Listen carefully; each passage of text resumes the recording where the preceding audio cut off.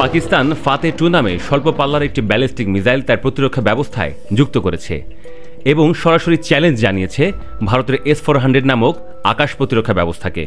এতে করে উপমহাদেশে সমর উত্তেজনা আরও বেড়ে গেল, যদিও ভারত ফাতে-2 এর সক্ষমতা নিয়ে প্রশ্ন তুলেছে।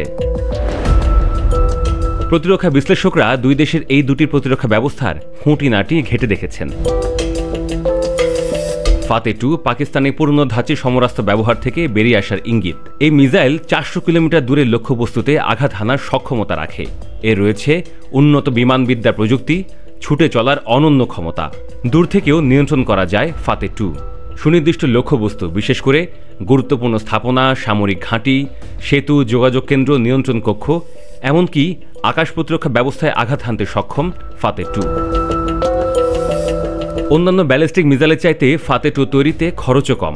আরেকদিক থেকে চিন্তা করলে অসংখ্য রকেট দিয়ে হামলা করার চাইতে কম সংখ্যার ফাতে-2 বেশি কার্যকর।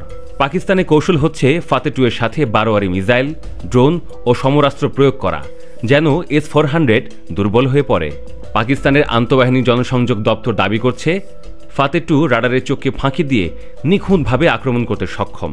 প্রথমে 2023 সালের ডিসেম্বরে ও পরে 2024 সালের মে মাসে ফাতে-2 এর পরীক্ষা চালায় পাকিস্তান। ওদিকে ভারত 2021 সাল থেকে রাশিয়ার কাছ থেকে S-400 কিনছে। S-400-কে বলা হয় ভূমি থেকে আকাশ পদ্ধতির মিসাইল সংবলিত প্রতিরক্ষা ব্যবস্থা। যে কোনো আকাশযান, ক্রুজ মিসাইল ও ব্যালিস্টিক মিসাইল প্রতিহতের সক্ষমতা এর রয়েছে। এর প্রতিরক্ষা পরিধি দৈর্ঘ্যে 40 থেকে 400 কিলোমিটার এবং উচ্চতায় 30 কিলোমিটার। এর রয়েছে 600 কিলোমিটার পর্যন্ত একাধিক হামলা শনাক্ত ক্ষমতা। এর রাডার নিচ দিয়ে দ্রুত গতিতে ছুটে চলা মিসাইল শনাক্ত করতে পারে বলে, ফাতে-2 এর ছুটে আসাও শনাক্ত করতে পারবে বলে ধারণা বিশ্লেষকদের। তাছাড়া রাস্তায় চলাচল করতে পারে বলে যখন তখন প্রয়োজনীয় স্থানে এ ব্যবস্থা যেমন ছুটতে পারবে, তেমনি নিজেকে বাঁচিয়েও রাখতে পারবে। বিশ্লেষকরা বলছেন ভারতের বিদ্যমান ও পুরনো ধাঁচের আকাশ প্রতিরক্ষা ব্যবস্থা আকাশ, বরাক 8 এবং নির্মাণাধীন কুয়াশা S-400-কে সবল করবে।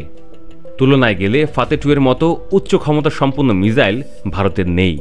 দেশটির তৈরি স্বল্প পাল্লার রকেট পিনাকা ও দূরপাল্লার মিসাইল প্রলয় ও ব্রহ্ম তৈরিতে খরচও অনেক বেশি। এই ঘাটতি পূরণ করতে পারে মহেশ্বরাস্ত্র নামক 300 কিলোমিটার দূরে আঘাত হানতে সক্ষম মিসাইল। প্রতিরক্ষা বিশ্লেষকদের মতে দুই দেশের এই প্রতিরক্ষা ব্যবস্থার সক্ষমতা প্রমাণ মিলবে একমাত্র বাস্তব প্রয়োগে।